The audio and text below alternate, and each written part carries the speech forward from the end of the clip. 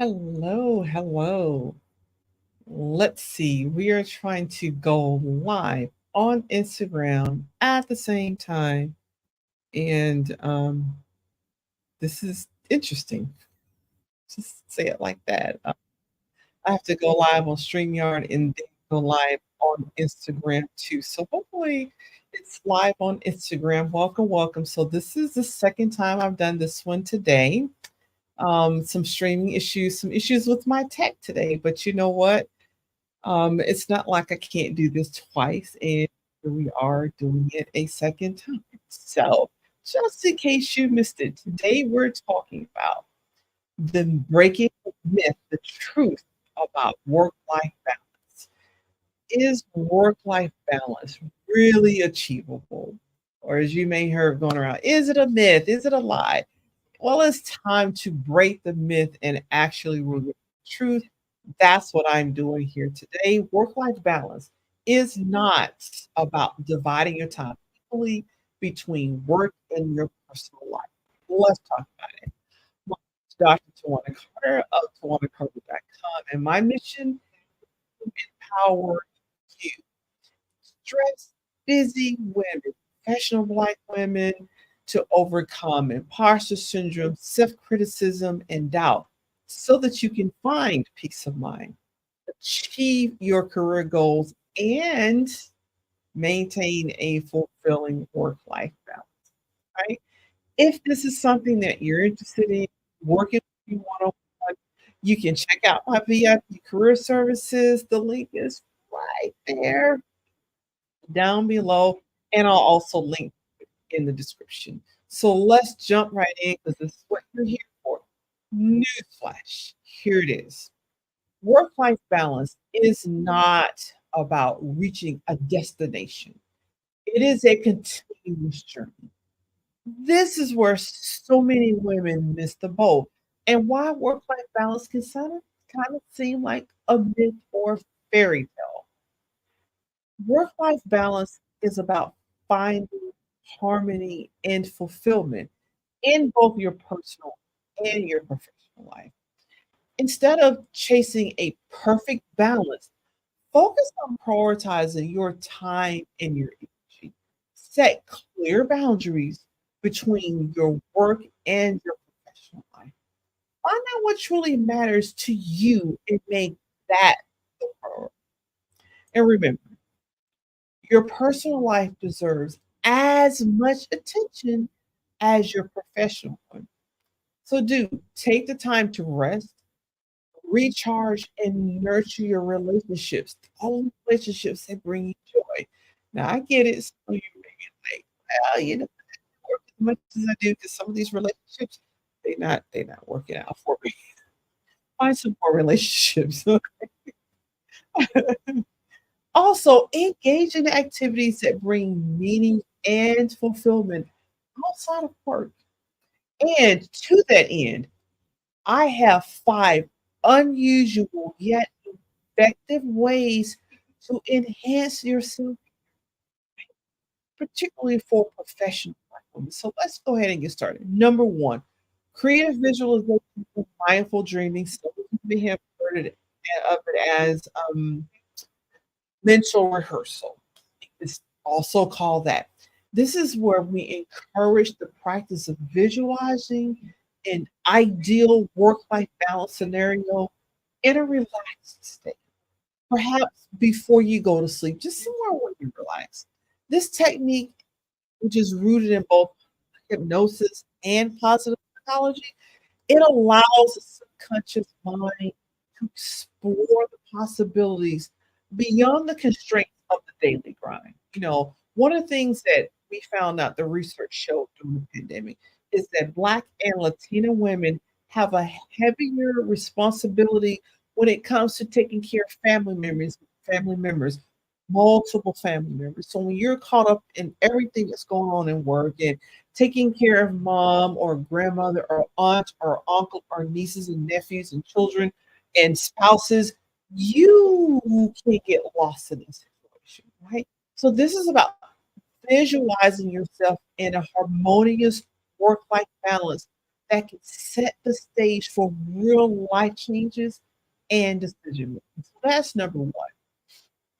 And I am actually hearing a little bit of me on Instagram over here. So hopefully you guys are not getting that double echo feed thing that kind of drives you crazy, right? So number two, unplug. You know what? I'm gonna go ahead and put this in the chat just in case anybody wants to see it afterwards. Number one, because these are unusual things, and that the whole goal is to get you to the point where you're doing self-care. That's how you practice, right? Work-life balance. When you're not working, you got to be able to do self-care. So I'm going to drop number one in the chat there, creative visualization and mindful dream. Now we're going to number two.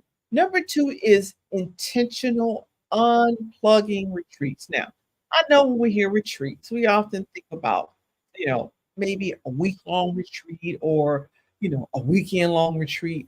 Well, when you unplug from your tech, you choose the time that you're going to do that retreat. Make it yours. How long do you want it to be? Right? Scheduling regular unplugging retreats where your tech is completely set aside for 8 hours a day, 4 hours a weekend, or the entire weekend, right? These retreats, when you do that, you can be spending time in nature. You can be doing things like practicing mindfulness or engaging in activities that rejuvenate your soul. Maybe you are a painter. God knows you haven't painted for a while. Maybe you are a sculptor. Maybe a singer. Maybe a dancer. Right? And sometimes it's just simply about sitting in silence and enjoying the peace and the silence. Right? This helps to reset the mind as well as it reduces stress and the constant connectivity that often comes with high powered careers and all the tech. Because I know, if you're like me, I got two iPads, I got an iPhone, I have an Android, and I have two laptops and a Chromebook. That's a lot of tech. You have to be intentional about unplugging, walking away, and just spending some time in nature. And here's the thing, even if you can't get to nature, there's a way that you can bring nature to you. And we're going to talk about that. So just hold on in a few moments. We'll talk about that. Uh, two things for now. All right. So number three. Number three is a cultural immersion for self-care. I'll put that in the chat as well. So cultural immersion. All right. So there you have it. And I don't see that these are showing up out there on um, Instagram. So let me go back and see, because this is my first time streaming to you live on StreamYard for Instagram. So we're gonna work some things out. I'm actually learning while I'm doing this. So yeah, there's a reason why. So I guess it's post. It's not on there, but we'll keep it. Ah, there it is. That one showed up. All right, we're learning something new. Totally outside my comfort zone a little bit. I've done obviously lives on Instagram, but never via StreamYard. So got a separate place there. So yes, now we're talking about cultural immersion as self-care. Now, if you are like and you love to travel, and not only do I love to travel, I'm also a foodie. Okay. Love it, love it, love it. Planning a 3-week trip to Japan, Korea, and Thailand, and we're coming back to Ohio. So I love to travel. So for those of you out there who love traveling, you're also a foodie like me, integrating cultural immersion into your self-care can be a profoundly enriching event, right? You can plan short trips, you can plan local trips, or you can plan a 3-week vacation. You don't have to do a 3-week vacation. Whatever works for you, right? And what you do is you're searching for those local experiences or those experiences that immerse you into that culture. This not only provides a refreshing break from the work world, but it also broadens your perspective and enhances your creative thinking. And when you do that, it is beneficial to both your problem solving and your leadership. A lot of people think that we do our best work when we're on a problem. We're like, okay, we're right, totally in flow. We're working on it. No, we are our most creative when our brains are just allowed to go wherever they will. Just that rest state, just being, just sitting, being, right? Well, not always being a human being doing, but just being a human being, right? So that's the third one, cultural emotion emergence. And you will be surprised sometimes at the culture that you can find locally around you. I'm in Maryland right now. I'm not from Maryland. There's so many cultural things from here. And even when I do go back to Alabama, there are cultural things that I didn't necessarily grow up with. There's so much you can do to immerse yourself, and it's getting a break. It's like learning at the same time getting a break too. That's the win. Okay. So number four, and I told you we would get to let's see, hold it before here. I told you we get back to this nature thing. And so yes, that's what we're going to do. We're going to get back to the nature. So number four, as you can see, I'm popping it out there into the world so you can see is aqua meditation or water therapy, right? Whichever one. I kind of like aqua meditation or agua. I'm taking a Spanish class on Duolingo, so I'm trying to practice a teensy tiny bit of my Spanish there. Now, I actually have a deep connection with water. I just love water. Rivers, streams, streams, channels, oceans. I love it all, right? So incorporating water elements into your meditation or your self-care practice can be uniquely beneficial.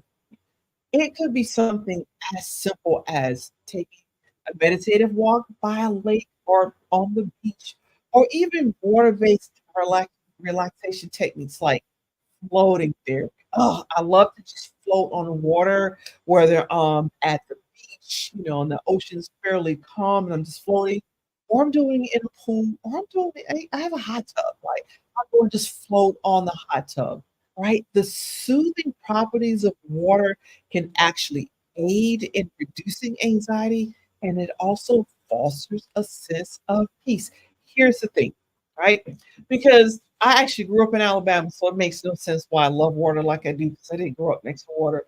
But no matter, because you can be out in nature or be next to water, or you can do like I do. Like right now, I have pictures of my screensavers, pictures of beaches, right? So I have a beach over here with the huts over the water, and then over here I have another one where it's just where the palm tree is waving over water. Pictures of nature or pictures of water are just as relaxing as if you can actually get out and walk on the beach. That's why I love Costa Rica. We were right on the beach, walked outside 25 feet, bam, I'm on the beach walking. But a picture would do you just as well as a physical walk. So yeah, if you're landlocked and you don't have the water, just get a picture. Do like I do. All of my screensavers are pictures of water, right? Because I do, again, I don't just tell you guys this stuff, but I actually live this stuff and it's important to me. And I love water therapy, anything that has anything to do with therapy. And so this last one, you probably heard people say, hey, yes, definitely volunteer. But you'll want to volunteer in unfamiliar places, things that are kind of unfamiliar to you, unfamiliar domains, right? Why? Hey, Tracy. So Tracy has joined on Instagram. She says Tracy, the one and only, is her name. So welcome, Tracy. This is my first time streaming on Instagram using StreamYard. So it's a work in progress. So when not all, so it's not just about volunteering, which you've heard about volunteering, but it's engaging in volunteer work in areas that certainly are not related to your job or your professional field, but also that are out of your comfort zone, right? And what makes this puts a little twist on it. This can offer a refreshing perspective and it's definitely a break from the routine stresses of work and work, so that you can find life. And sometimes life is stressful as well, depending on like if you have kids or you're a caregiver, you have a routine where you got to take care of people. Volunteering is a place where you can take a break from that. And volunteering can also be a grounding experience, reminding you of the broader picture of life, as well as fostering a sense of community and connection. And so each of these five methods, and I've got them all listed out there, they offer a unique approach to achieving a more balanced life. Remember, right? Work-life balance is not a destination. I got it, last Friday I got work-life balance, and now I'm balanced forever and for more. No, it is a continuous journey, right?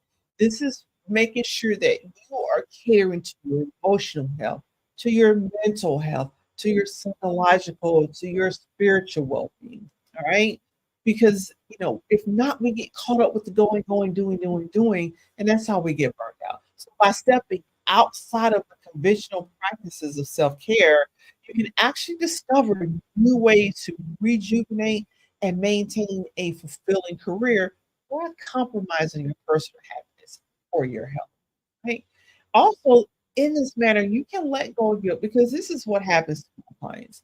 We go in and we talk about self-care, we talk about that work-life balance, and spending time on you, not just with other folks, but time on you. We get guilt tripped. That's what we do as women. We get feel guilty about it.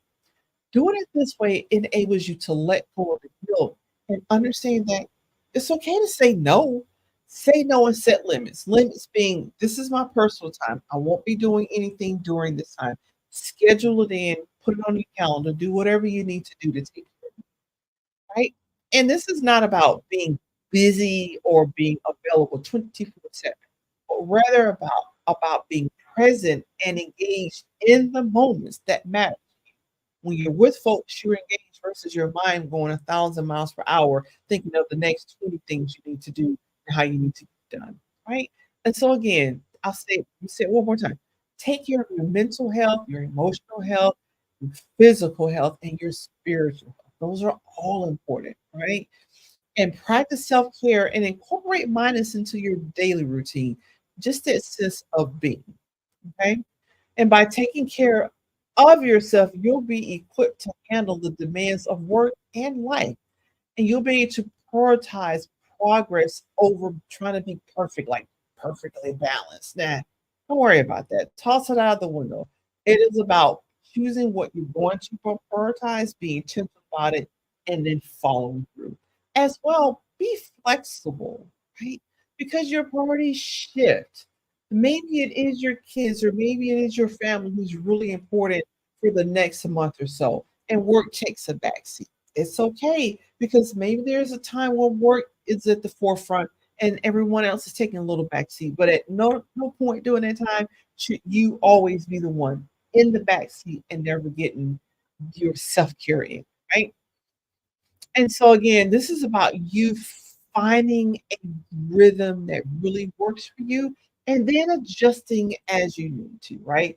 Work-life balance, I like to give the image of most of us is we're adults now, but we've been on the seesaw before.